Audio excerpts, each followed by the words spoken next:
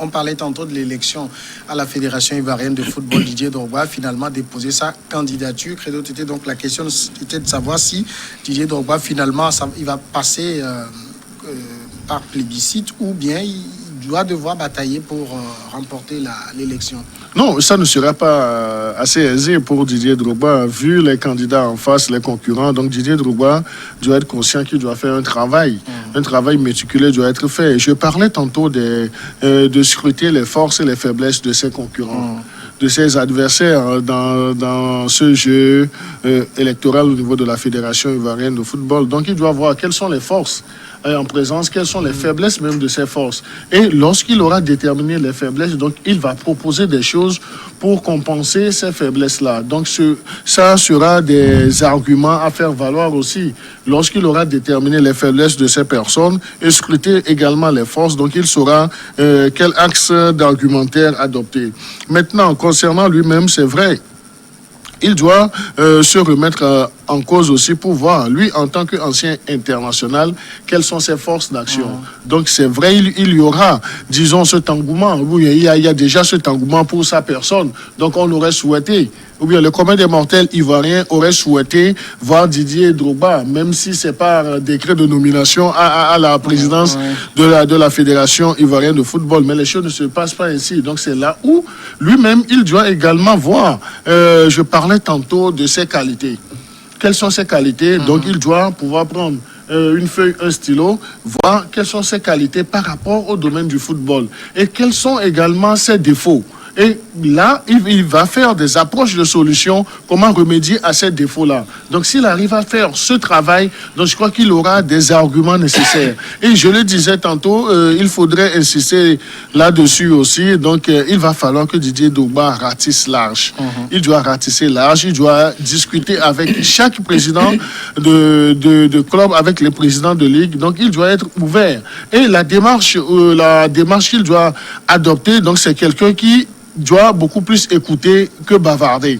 Donc, il doit écouter les personnes pour voir. Parce qu'il y a déjà des ressentis par rapport aux différents mandats de présidence. Donc, il doit être ouvert. Donc, il doit écouter les gens. Et lorsqu'il les écoute, donc, prendre du recul, analyser ce que les gens ont sur le cœur, ce que les gens, toutes les envies exprimées pour le football ivoirien et faire la synthèse, la somme de tout cela, arriver à dégager des éléments de langage. Donc, c'est ce qui va faire sa force et c'est ce qui va le différencier même des autres candidats. Parce que pour quelqu'un qui a joué le rôle de vice-président, qui est également président de ligue, donc là, cette personne peut être tentée de dire que non, je connais le milieu.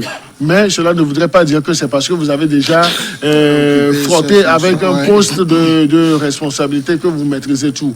Didier Drogba est un novice en la chose. Dans le management, vous parliez tantôt de management du sport, du football. C'est différent d'être joueur. Donc, comment est-ce qu'il va manager cela? Donc, on doit le voir dans cette phase électorale. Alors, est-ce qu'il est possible de s'imaginer aussi que cette élection à la tête de la FIF ne peut pas se jouer sans le regard du politique? À Abidjan, aujourd'hui? Oui. Oui, c'est vrai, beaucoup de personnes ont voulu coller une étiquette politique à la candidature de Didier Drogba. Certains parlaient de la candidature du pouvoir de Ouattara, d'autres disaient que c'est grâce à ses affiliations, à ses affinités avec l'ancien président Gbagbo, etc. Donc aujourd'hui, les Ivoiriens ne sont plus à ça. Le sport, il est carrément différent de la politique, même si on voit une ombre de politique planer sur le choix de certains candidats. Mais aujourd'hui, la question elle est beaucoup plus profonde. Le sport ivoirien a besoin d'avoir une personnalité qui puisse véritablement incarner la force et la suprématie du football ivoirien dans la sous-région et en Afrique. La Côte d'Ivoire, ce n'est pas un petit pays de sport. C'est un très grand pays avec un très gros palmarès. Ce pays a réussi à dégager de très bons footballeurs qui ont rehaussé l'image de ce pays à l'international. Et aujourd'hui, si il faut élire un président, il faut carrément oublier le côté politique et aller dans la passion du football, aller dans l'enthousiasme que développe ce football et qui crée aussi cette adhésion massive du public sportif autour du ballon rond. C'est de cette personnalité dont a besoin aujourd'hui le sport ivoirien, qu'il vienne d'un bord politique ou pas. En tout cas, à l'heure actuelle, Didier Drogba n'a jamais ou n'a pas encore dit ou déclaré une appartenance politique qu'il aurait amené à sa candidature à la présidence de la FIFA. Il est arrivé parce qu'il a beaucoup d'amour pour ce football. Il a envie de changer les choses. Et je pense que, moi je le dis toujours, avec toutes ses expériences de footballeur qu'il a eu à mener, toute sa carrière nationale et internationale qu'il avait eu à mener, je pense qu'il est aujourd'hui, il représente en tout cas une figure emblématique pour booster et refaire décoller le football ivoirien qui aujourd'hui est en train de traverser beaucoup de problèmes, un peu comme les différentes fédérations, un peu comme les différents domaines du football africain. Il y a aussi le fait que c'est déjà une candidature qu'il faut le dire divise, parce qu'on a évoqué tantôt le refus du soutien de la fédération des footballeurs ivoiriens. Cette fédération a été sanctionnée par la Fédération internationale des associations de footballeurs professionnels. Donc, cette fédération a sanctionné l'AFI pour son refus de soutenir la candidature de Didier Drogba. Il commence déjà par diviser ça. Non, mais je crois que l'association des anciens internationaux de football côté ivoirien est déjà divisée. Donc on a vu toutes les animosités qui ont été développées par des anciens coéquipiers de Didier Drogba en son encontre. Et si la Fédération internationale des anciens footballeurs ou bien des anciens internationaux s'est mêlée dans la danse, c'est que ce sont des gens qui, au niveau mondial, à un niveau plus élevé, qui pensent qu'ayant été acteurs du football à un certain moment, nous pouvons arriver à diriger également les instances de décision du football. Donc, ils auraient souhaité, au niveau de la fédération des anciens footballeurs, que, disons, le parrainage ou bien l'onction soit systématique pour Didier Drogba. Mais le fait d'arriver à se rendre à l'évidence que en fait, tout le malheur de Didier Drogba viendrait, disons, du différent ou bien de l'indifférence de certains acteurs internationaux de football ivoirien. Donc, ça ne ferait que irriter, disons, cette fêtière des anciens internationaux. Et c'est de bonne guerre parce que une fois que Didier Drogba sera à ce poste, donc ils pourront également développer, disons, leur vision et faire reconsidérer avec beaucoup plus d'éclat leur statut d'anciens internationaux parce qu'ils ont besoin. Ça fait partie également de leur combat. C'est-à-dire il faut arriver à déterminer un statut qui soit respecté pour un ancien international de football. Donc c'est ce combat-là qu'ils sont en train de faire. Et dans le cas d'espèces ivoiriennes, si Didier Drogba arrivait à ce poste de responsabilité, donc c'est quelqu'un qui va leur ouvrir tellement la brèche qu'ils vont pouvoir développer assez d'actions du côté de la Côte d'Ivoire. Et si ça prenait du côté de la Côte d'Ivoire, peut-être que ça ferait des cas d'école au niveau des autres pays. L'idéal aurait été que cette association d'anciens footballeurs internationaux-là se lie totalement derrière la candidature de Didier Drogba, puisque ils ont eu des parcours élogieux ensemble, ils ont joué pour l'équipe nationale, ils se sont retrouvés dans les grands clubs en Europe ou un peu ailleurs, ils ont joué ensemble. Et si un de leurs coéquipiers se porte candidat pour briguer la présidence de la FIFA, je pense que le bon sens aurait voulu que ces anciens coéquipiers s'alignent derrière cette candidature. Mais il y a eu des intérêts qui sont en jeu. Moi, j'ai suivi la sortie de Domoro, c'était pas du tout facile. J'ai écouté la sortie de certains internationaux, c'était pas du tout bien, même si vous avez des griefs contre Didier Drogba, quand on dit qu'il ne participait pas à des réunions de l'association, quand on dit que son plan, son projet de candidature ne réunit pas tous les éléments pour faire redécoller le football ivoirien, etc. Ça, c'est des détails qui, pour moi, paraissaient inutiles. Et donc, ça aurait pu être contenu dans un creuset. Et si vous le soutenez et qu'il est élu, vous pouvez ensemble voir avec lui comment redéfinir les pistes pour véritablement apporter des solutions à tous les problèmes qu'ils avaient évoqués. Mais tout de suite, on a vu une grosse opposition venue de sa propre famille footballistique, des gens qui se sont opposés à sa candidature et qui ont dit non, si c'est lui, ça ne va pas passer. Mais aujourd'hui, il a réussi à déposer sa candidature. Le jour du vote, on verra. On sait comment ça se passe, les élections, lors de ces rencontres nationales et internationales.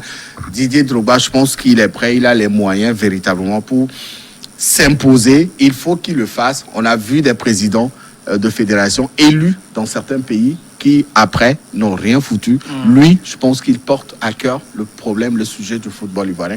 Et il a envie de s'essayer à la chose.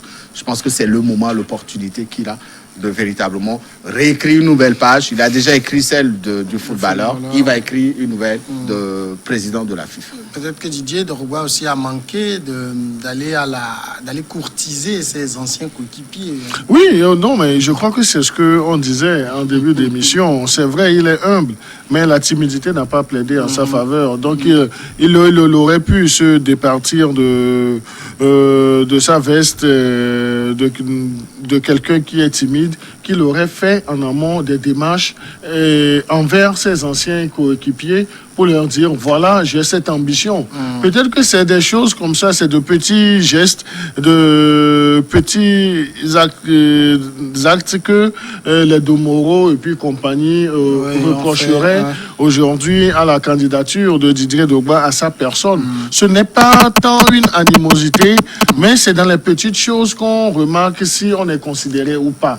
Maintenant, la bataille n'a pas été tellement rude, la bataille n'a pas été en défaveur de Didier Drogba, donc c'est là où j'insistais à ce que Didier Drogba ratisse large, donc qu'il ait encore une certaine dose d'humilité pour aller vers ces personnes, essayer de comprendre les motivations, leurs réelles motivations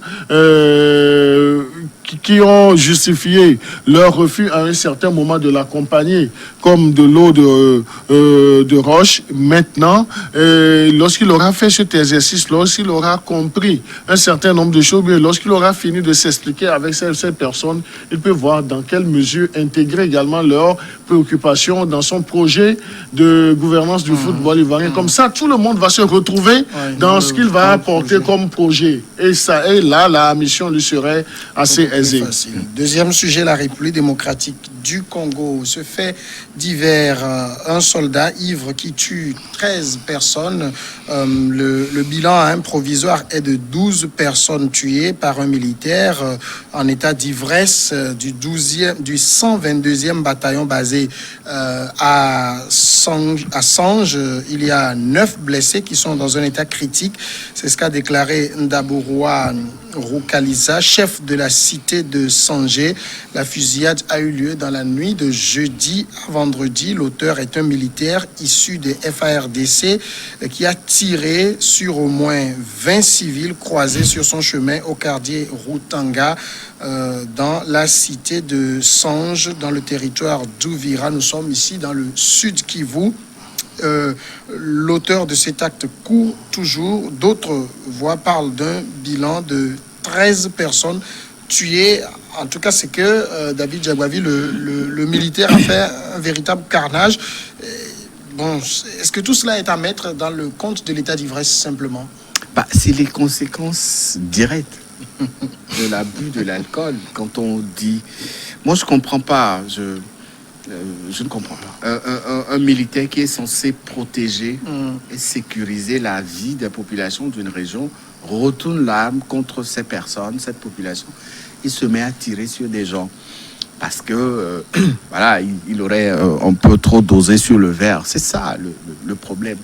Quand on dit aux militaires ne touchez pas à l'alcool pendant vos temps de service, il faut qu'ils comprennent, parce que l'alcool amène à commettre des délits aussi graves que ce qui s'est passé aujourd'hui en RDC. On ne peut pas comprendre qu'un militaire se permet d'aller boire un verre, en abuser, et pour se récompenser, ou alors pour se faire plaisir, il dégaine et il commence à tirer sur des gens comme ça dans la rue. Il fait 13 morts, 13 morts. C'est terrible, c'est extraordinaire. Ce constat ne se fait pas seulement en Afrique. Aux États-Unis, on en voit régulièrement, en France, dans certains pays européens. Mais je pense que ça relance le débat aujourd'hui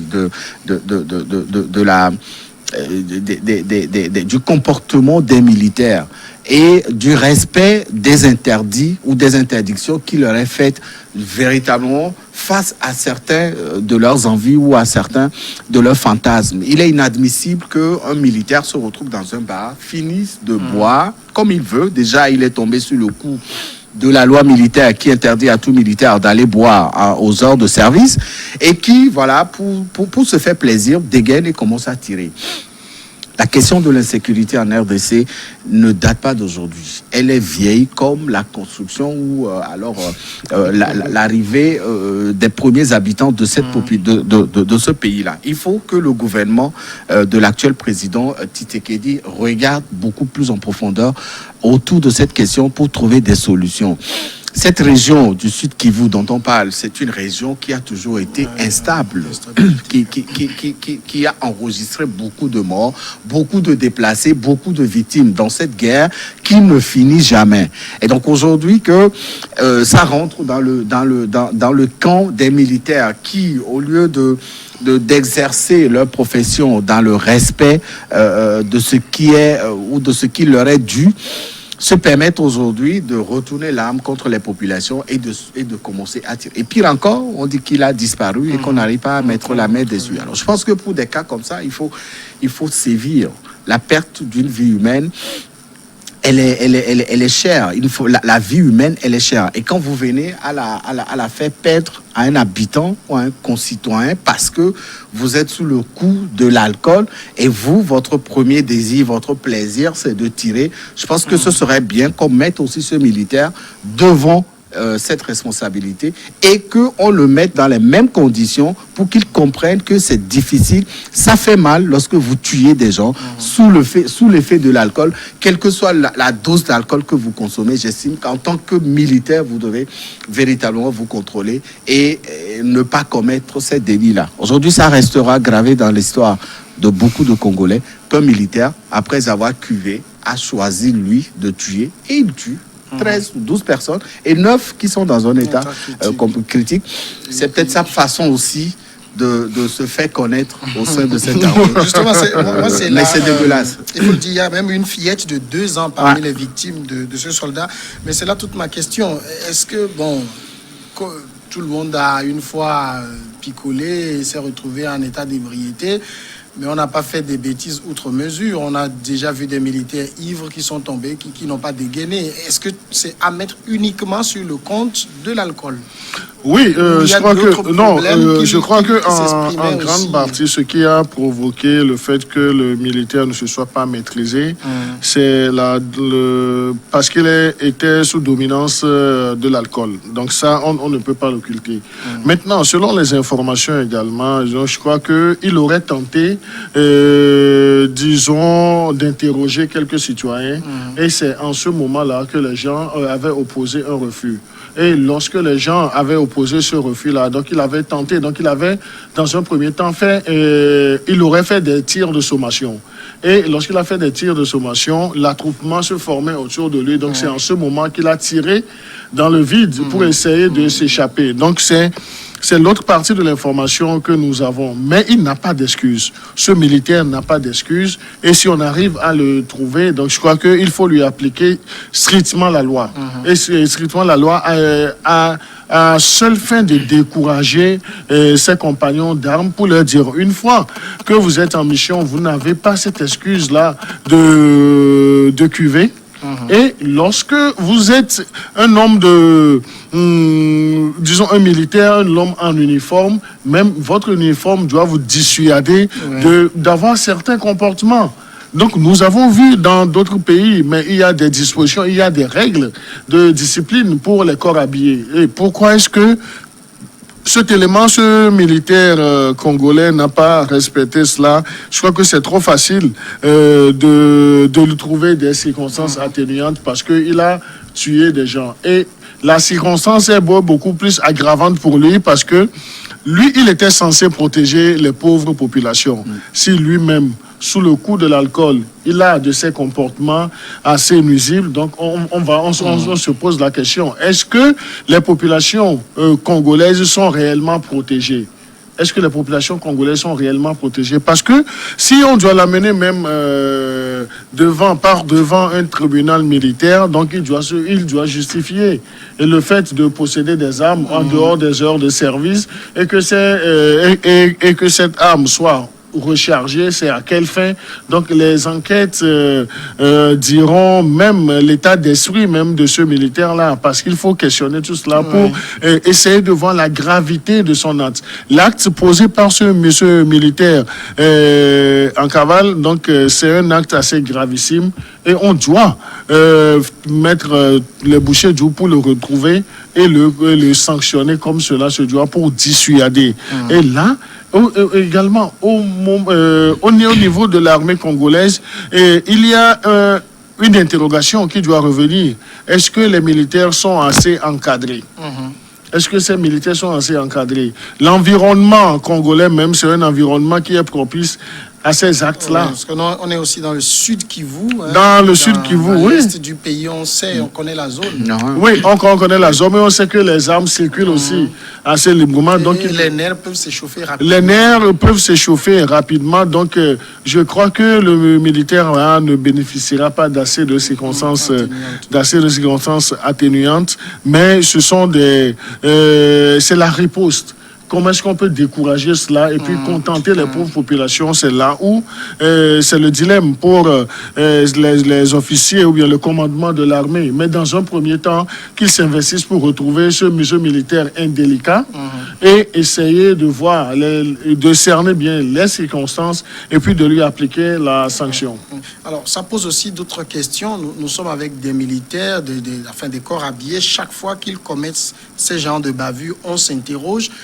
Est-ce que c'est des gens qui sont suffisamment encadrés? Parce que c'est des êtres humains, on l'oublie facilement. Ils ont aussi d'autres problèmes. Ils ont besoin d'accompagnement psychologique et autres. Est-ce qu'ils ont suffisamment ces encadrements-là pour ne pas tomber dans ces genres de barbarie qu'on voit là? Vous savez, la région du Sud Kivu n'est pas à son premier fait divers. Il y a eu...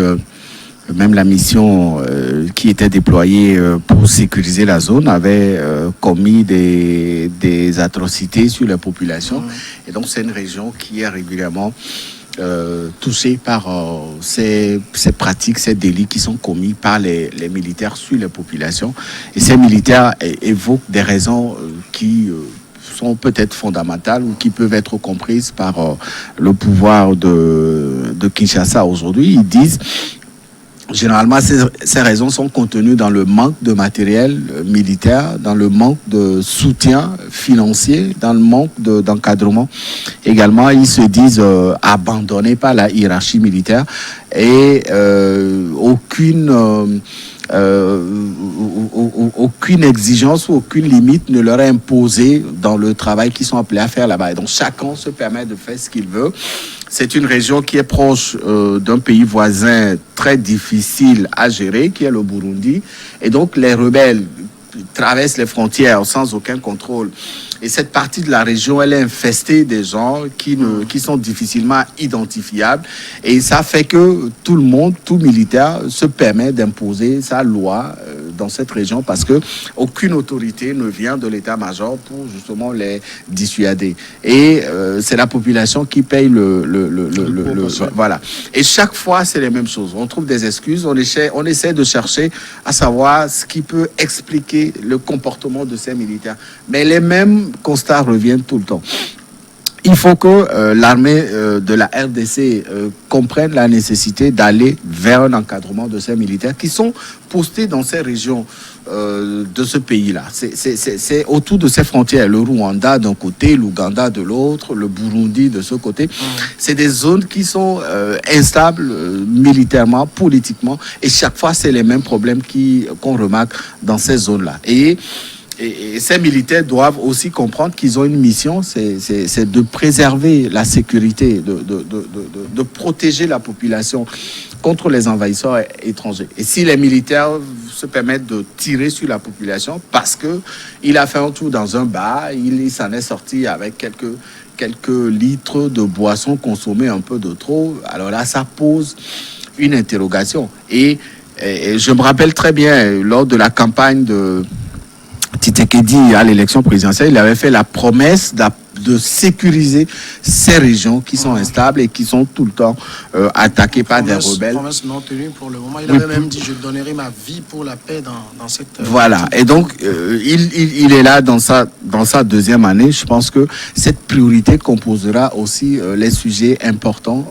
de son gouvernement et que les populations de ces régions puissent véritablement souffler. Parce que, vous savez, là-bas, quand vous arrivez, que vous tombez sur un militaire, au lieu de vous sentir rassuré, vous avez peur, vous avez cette crainte-là, parce qu'à tout moment, il peut dégainer. Et quand il dégaine, il tire, il s'en sort, il fuit, il traverse la frontière, il va dans l'autre pays et il s'exile là-bas, il se cache. Il y a eu des cas beaucoup plus graves que ça. Celui-ci, ce qui s'est passé dernièrement, je pense que ça doit interroger le gouvernement central de Kinshasa pour justement chercher des solutions pour éviter à ces populations d'être des victimes de ces comportements qui n'honorent pas l'armée de la RDC et qui jettent du discrédit sur la mission qui est véritablement celle de l'armée, des forces armées de la RDC. La situation a provoqué la colère des habitants de la localité qui ont manifesté contre l'armée, la présence de l'armée. Une mission des Nations Unies est allée rassurer un peu la population. Aujourd'hui, toute la question se pose. Vous êtes incapable d'abord de nous protéger contre les groupes armés et parfois c'est vous qui retournez les armes contre nous. Non, c'est là où la situation est assez compliquée pour les corps habillés. C'est vrai, là, une mission des Nations Unies est partie pour pacifier le coin suite à la révolte des populations. Mais la révolte aussi, il faut comprendre ça.